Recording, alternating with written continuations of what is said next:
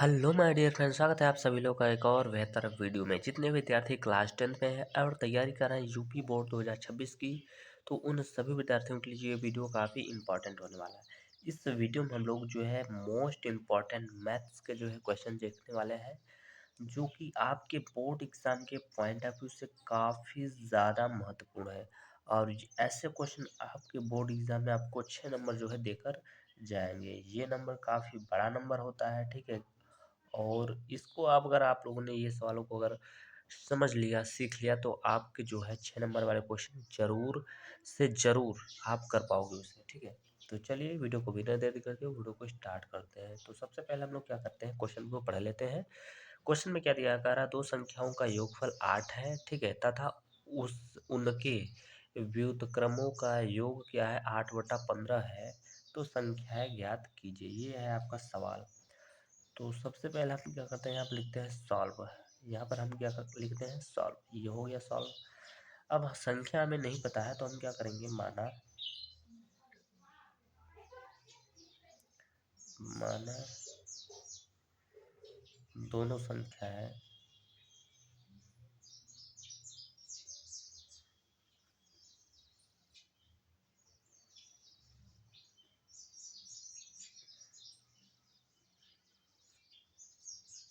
माना दोनों संख्याएं क्या हो सकता है, तो एक मान लीजिए आप x मान लीजिए, और तथा दूसरी जो संख्या है उसको आप मान लीजिए y, और लिख दीजिए है, ठीक है। तो हमने मान लिया यहाँ पर, माना दो संख्या x तथा y है। पहली संख्या यानी कि x, दूसरी संख्या y है। अब कह रहा है प्रश्न में कि दो संख्या का योगफल, यानी पहली संख्या जो आपकी है वो कितना है, x है, और योगफल का मतलब होता है जोड़, और दूसरी संख्या क्या है, y है। दोनों का जो योग है वो कितना दिया गया, तो 8 दिया गया, तो आप लिख दीजिए 8, ठीक है। अब आगे बोल रहा है उनके व्युत्क्रमों का योग, यानी इसी का आपको करना होगा व्युत्क्रम। व्युत्क्रम का मतलब होता है उल्टा। जैसे अगर हम आपसे पूछें यक्स का व्युत्क्रम बताइए, तो आप बताओगे 1/x, ठीक है। तो उसी तरीके से क्या करिएगा, यहाँ पर लिखिएगा 1/x, और प्लस में आप लिखिए 1/में y, इक्वल टू में यहाँ पर हो जाएगा कितना, यहाँ पर दिया गया है 8/15, तो यहाँ पर लिखिए 8, और बट्टे में कितना कर दीजिएगा, तो 15 कर दीजिएगा। इतना हो जाने के बाद इसको देखिए, अभी आप इसको थोड़ा सा और सॉल्व करेंगे, यानी जैसे यहाँ पर x की वैल्यू आप निकालना चाहोगे, तो यहाँ पर आपका हो जाएगा x बराबर 8 माइनस में हो जाएगा y।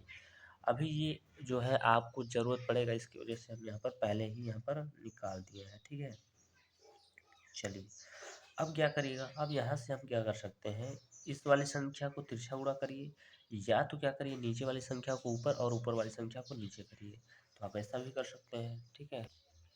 चलिए सबसे पहले हम क्या करेंगे, y का गुणा इसमें करेंगे तो y, और प्लस x का गुणा इसमें करेंगे तो यहाँ पर हो जाएगा x एक कम x, और बटे में x, और गुणे में क्या हो जाएगा, तो y बराबर में आपका यहाँ पर मिलेगा आपको 8/15। यक्स प्लस वाई का मान आपको दिया गया है 8, तो ऊपर आपका हो जाएगा पूरा पूरा 8, यहाँ पर हो जाएगा क्या, x into y, equal to क्या हो जाएगा यहाँ पर 8, और बटे में कितना हो जाएगा 15। ये 8 से 8 यहाँ पर कट जाएगा, तो यहाँ पर हो जाएगा आपका 1 बट्टे में यहाँ पर एक्स वाई, बराबर में यहाँ पर हो जाएगा 1/15।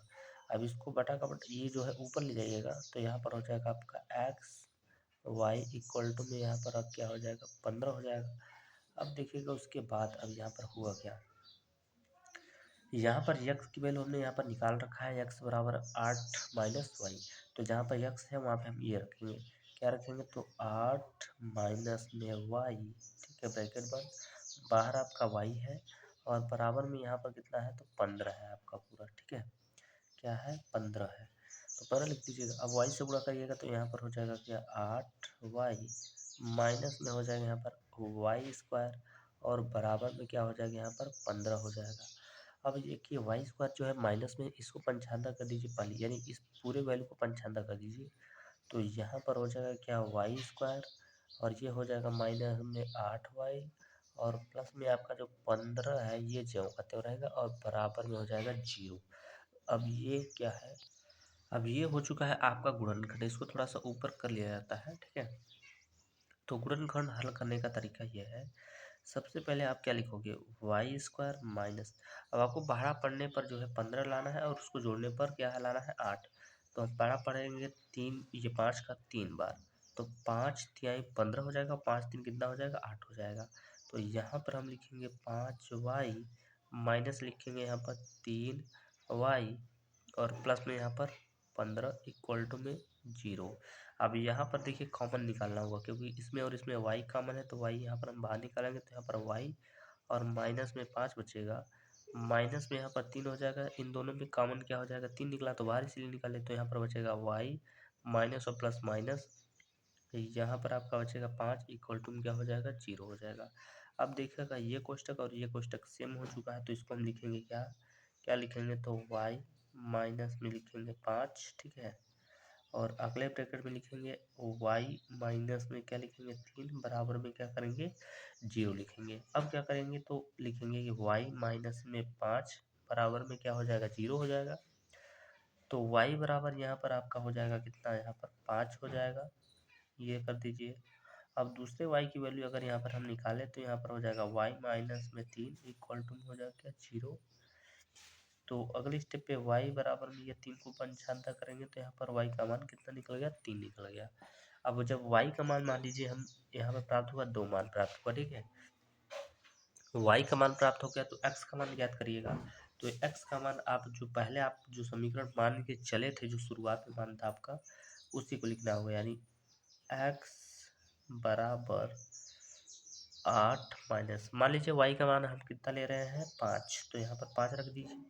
तो x की जो वैल्यू है वो कितना प्राप्त हो जाएगा आपका 3 प्राप्त हो जाएगा, ठीक है।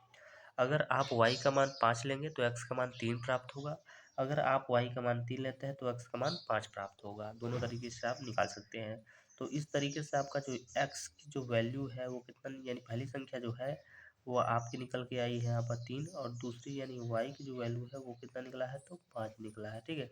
तो इस तरीके से ये हो गया आपके क्वेश्चन का करेक्ट आंसर। तो चलिए समझते हैं आप क्वेश्चन नंबर दूसरा। तो चलिए समझते हैं क्वेश्चन नंबर दूसरे को। यहाँ पर देख सकते हैं ये है आपका क्वेश्चन नंबर दूसरा, और क्वेश्चन नंबर दूसरे में क्या बोल रहा है, और ये क्वेश्चन आपके लिए बहुत ज़्यादा इंपॉर्टेंट है। क्वेश्चन में बोल रहा है क्या, एक पेडेस्टल के शिखर पर 1.6 मीटर की मतलब 6 मीटर ऊंची जो है मूर्ति लगी है। भूमि के एक बिंदु से मूर्ति के शिखर का उन्नयन कोण 60 डिग्री है। उसी बिंदु से पेडेस्टल के शिखर का उन्नयन कोण 45 डिग्री है। पेडेस्टल की ऊंचाई ज्ञात कीजिए। तो ये आपका क्वेश्चन है। सबसे पहले हमको लिखना है यहाँ पर सॉल्व, या फिर आप चाहे तो हल भी लिख सकते हैं, ठीक है। सबसे पहले क्या करना होगा, हमें एक पेडेस्टल के शिखर, एक पेडेस्टल बनाना होगा। मान लीजिए ये हो गया आपका, ये पेडेस्टल हो गया, और पेडेस्टल के ऊपर जो है एक जो है 1.6 मीटर की मूर्ति है। तो ये हो गई हमारी मूर्ति, जो कितना इसकी लंबाई दिया गया है 1.6 मीटर की, ठीक है।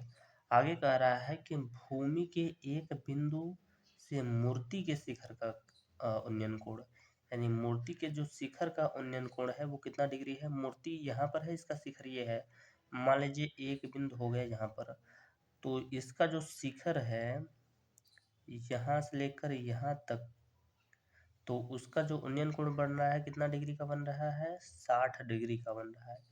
तो आप चाहे तो इसको दिखा सकते हो 60 डिग्री, ठीक है।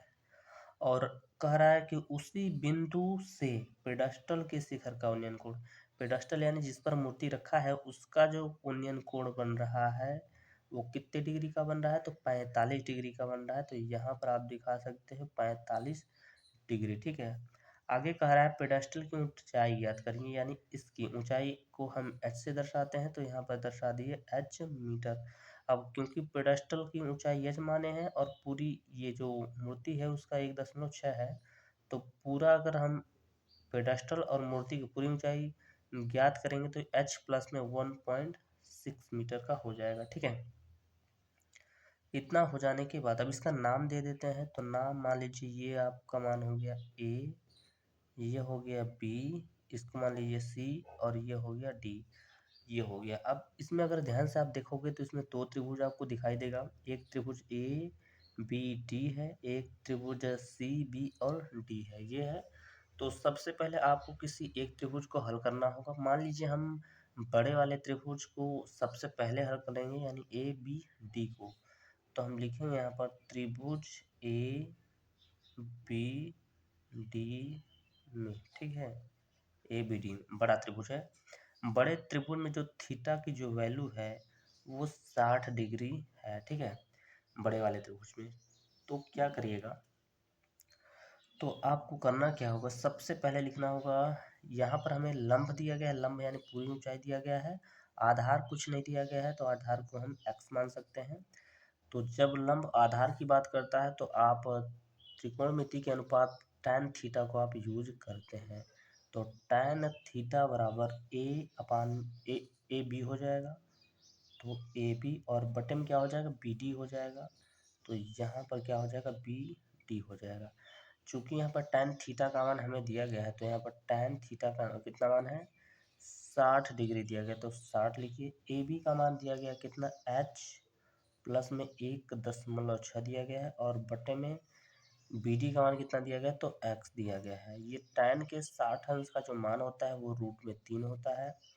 तो बराबर में क्या हो जाएगा, यहाँ पर h प्लस 1.6 अपान में हो जाएगा x। x को यहाँ पर गुणा करेंगे यहाँ पर, तो ये हो जाएगा x बराबर h प्लस 1.6 अपान में हो जाएगा यहाँ पर √3 हो जाएगा। अब जब √3 है तो इसको इतने पर आप क्या करिए, छोड़ दीजिए, ठीक। इसको मान लीजिए आप समीकरण नंबर 1। अब इतना हो जाने के बाद अब आपको हल करना होगा छोटे वाले त्रिभुज, यानी त्रिभुज सी बी और डी को, यानी बी सी डी भी बोल सकते हैं, सी बी डी भी बोल सकते हैं। तो अब लिखिए त्रिभुज सी बी डी में, तो त्रिभुज सी बी डी में जो थीटा की जो वैल्यू है वो दिया गया है 45 डिग्री। ये छोटा त्रिभुज है, तो यानी कि बी सी का मान h लिखेंगे, ठीक है। तो यहाँ पर भी हमें tan का ही यूज करना होगा, तो tan थीटा बराबर लिखेंगे सी बी अपान में बी डी, ठीक। तो tan थीटा की वैल्यू दिया गया है 45 अंश, बराबर में इसका मान सी बी की जो वैल्यू है वो कितना है, h है, अपान में बी डी की जो वैल्यू है वो कितना है, x है। tan 45 अंश का मान 1 होता है, और बराबर में यहाँ पर h अपान में x हो जाएगा। x का जब गुणा करेंगे तिरछा, तो ये हो जाएगा x बराबर में क्या हो जाएगा, तो h हो जाएगा। और इसे हम बना सकते हैं भाई समीकरण नंबर 2। अब इसके बाद चलिए इसको सॉल्व कर लेते हैं। तो चलिए इसके बाद हम आगे समझेंगे। यहाँ पर हमारा जो समीकरण 1 और समीकरण 2 दे दिया गया है। अब यहाँ पर आपको लिखना होगा, क्या लिखना होगा, लिखना होगा समीकरण नंबर 1 व समीकरण नंबर 2 में से कर दीजिए यहाँ पर। तो समीकरण नंबर, अगर आप ध्यान से देखोगे तो ये भी x के बराबर है और ये भी x के बराबर है। तो हम यहाँ पे लिख सकते हैं, क्या लिख सकते हैं, हम लिखेंगे h प्लस 1.6 अपान में क्या दिया गया है, यहाँ पर √3 दिया गया है, और बराबर में क्या आप लिखोगे, बराबर में लिखोगे h, ठीक है। अब क्या करिए, इसके नीचे आप 1 मान सकते हैं और तिर्यक गुणा कर सकते हैं। तो यहाँ पर हो जाएगा तो h प्लस 1.6 इंटू में हो जाएगा √3 h हो जाएगा, ठीक है। अब h को हम इस पूरे वैल्यू को जो है पंचांतर कर लेते हैं, या फिर इसी को आप पंचांतर कर लीजिए। तो यहाँ पर 1.6 अब बचेगा, यहाँ पर क्या हो गया, √3h माइनस में क्या हो जाएगा, h हो जाएगा। उसके बाद क्या होगा, 1.6 बराबर, यहाँ पर आप चाहे तो h कॉमन कर सकते हैं, तो h को कॉमन करिए। यहाँ पर आपका जो बचेगा इसके बाद, तो अंडर रूट में 3 माइनस में 1 बचेगा। अगर मान लीजिए h की वैल्यू आपको निकालना होगा तो ये जो है इसके नीचे चला आएगा, तो यानी 1.6 और अपान में क्या हो जाएगा, √3 माइनस में 1 इक्वल टू में क्या हो जाएगा, तो h हो जाएगा, ठीक है। इतना मान हो जाएगा। अब इसको आपको करना होगा परमेयीकरण। तो परमेयीकरण करने के लिए मान लीजिए h को हम यहाँ लिखेंगे, तो वह 1.6 और बट्टे में हो जाएगा रूट में 3 माइनस में 1। परमेयीकरण का मतलब नीचे वाले से परमेयीकरण होता है, तो रूट में 3 प्लस ये माइनस जो है उसको प्लस कर दिया जाता है, और यहाँ पर भी आपको लिखना होगा रूट में 3 प्लस में 1। अब परमेयीकरण हो चुका है, अब इसका करना है गुणा, तो इसका गुणा करेंगे इसमें तो 1.6 यहाँ पर हो जाएगा रूट 3 प्लस में 1 हो जाएगा, और ब्रैकेट बंद कर दीजिए। यहाँ पर जब भी गुणा करेंगे तो यहाँ पर ये देखिए ये प्लस में है, ये वाला माइनस में, ये प्लस में है, तो इसका जब आप करोगे गुणा तो यहाँ पर हो जाएगा आपका रूट 3 का स्क्वायर माइनस 1 के स्क्वायर, तो रूट 3 का स्क्वायर केवल 3 होगा, इसका 1 हो जाएगा, घटाएंगे तो कुल मिला के यहाँ पर आपको 2 मिलेगा। ठीक है, इसके बाद अब आप क्या करेंगे तो लिखेंगे यहाँ पर h बराबर, ये 2 से काटेंगे तो यहाँ पर कटेगा मान 0.8, ब्रैकेट में हो जाएगा आपका रूट में 3 प्लस में 1 हो जाएगा, मात्रक आप दिखा सकते हैं मीटर, और इस तरीके से जो है आपका आंसर यहाँ पर आ चुका है। तो आई होप आप सभी लोग को ये क्वेश्चन तो समझ में आ गया होगा। तो चलिए चलते हैं अपने नेक्स्ट क्वेश्चन की ओर। तो चलिए अब आप लोग देखेंगे यहाँ पर क्वेश्चन नंबर 3। इस वीडियो में लोग क्वेश्चन नंबर माने 3 तक ही हल करेंगे, ठीक है, क्योंकि आपके बोर्ड एग्जाम में 6 नंबर वाले जो क्वेश्चन होते हैं वो 3 ही आते हैं इसलिए। ठीक है, तो चलिए इस सवाल में दिया गया समीकरण x plus 1/x equal to में 3 x का मान 0 के मूल बराबर 0 के मूल ज्ञात कीजिए। तो मूल ज्ञात करना है तो सबसे पहले हम क्या करेंगे, यहाँ पर लिखेंगे सॉल्व, और सॉल्व लिखने के बाद जो हमारा इक्वेशन दिया गया है, समीकरण दिया गया, वो क्या दिया गया, x plus 1/x equal to में दिया गया यहाँ पर 3, गुणा करेंगे तो यहाँ पर हो जाएगा आपका एक्स स्क्वायर प्लस में 1 हो जाएगा, बट्टे में यहाँ पर x इक्वल टू में क्या हो जाएगा, यहाँ पर 3 हो जाएगा, बटे में 1, इसका तिरछा गुणा करिएगा तो यहाँ पर हो जाएगा आपका क्या एक्स स्क्वायर प्लस में 1 इक्वल टू में हो जाएगा यहाँ पर क्या हो जाएगा, तो 3x हो जाएगा। अब इसको पंचांतर करिएगा तो यहाँ पर हो जाएगा आपका एक्स स्क्वायर, ये वाली वैल्यू पहले लिखना है, तो 3x पहले, एक को कर दीजिए पीछे और बराबर में दिखा दीजिए 0। अब इतना हो गया तो अब हम यहाँ से क्या करेंगे, a b c का मान निकालेंगे। तो a का मान निकालने के लिए एक्स स्क्वायर का गुणांक यानी कि 1, और b का मान निकालने के लिए यानी x का गुणांक यानी कि माइनस में 3, और c का जो गुणांक है, c का मतलब होता है कांस्टेंट, यानी जो संख्याएं होती है। ठीक है, तो ये हमें प्राप्त हो गया।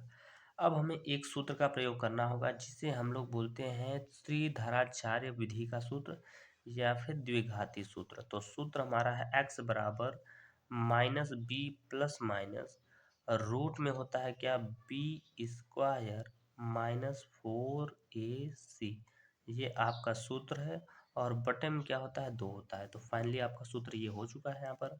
अब हम क्या करेंगे, यहाँ पर लिखेंगे x बराबर, माइनस है तो माइनस लिखेंगे, b की वैल्यू कितना है, 3 है, तो माइनस माइनस प्लस हो जाएगा ये, और यहाँ पर हो जाएगा प्लस माइनस। ठीक है, अब यहाँ पर बी स्क्वायर है माने 3 का वर्ग कितना हो जाएगा, कुल मिला के यहाँ पर 9 हो जाएगा, आप रखेंगे तो। उसके बाद क्या है, 4 इंटू ए की वैल्यू 1 है, इंटू सी की वैल्यू कितना है, तो 1 है। ठीक है, अब यहाँ पर कितना है, तो 2 है, तो 2 लिख दीजिए। अगले स्टेप पे क्या करिएगा, लिखिएगा x बराबर, यहाँ पर लिखिएगा 3 प्लस माइनस यहाँ पर हो जाएगा क्या, 9 हो जाएगा, और माइनस में 4 1 4 हो रहा है, तो 4 लिखेंगे यहाँ पर, और बटे में क्या करिएगा, तो यहाँ पर लिखिएगा 2। ठीक, अब क्या करिएगा, तो यहाँ पर लिखिए x बराबर, यहाँ पर हो जाएगा 3 प्लस माइनस, घटा दीजिए तो यहाँ पर आएगा 5, और बटे में हो जाएगा कितना, 2। तो चलिए यहाँ पर ये आ चुका है आपका आंसर। ठीक है, आप चाहे तो यहाँ पर x के 2 वैल्यू निकाल सकते हैं। ठीक है, तो बट इतना ही आपको करना है, और इतना आप करेंगे तो आपका बोर्ड एग्जामिनर आपको जो है 6 नंबर यहाँ से पूरा पूरा दे देगा। तो इस वीडियो में बस इतना ही, मिलते हैं नेक्स्ट वीडियो में, तब तक के लिए जय हिंद जय भारत।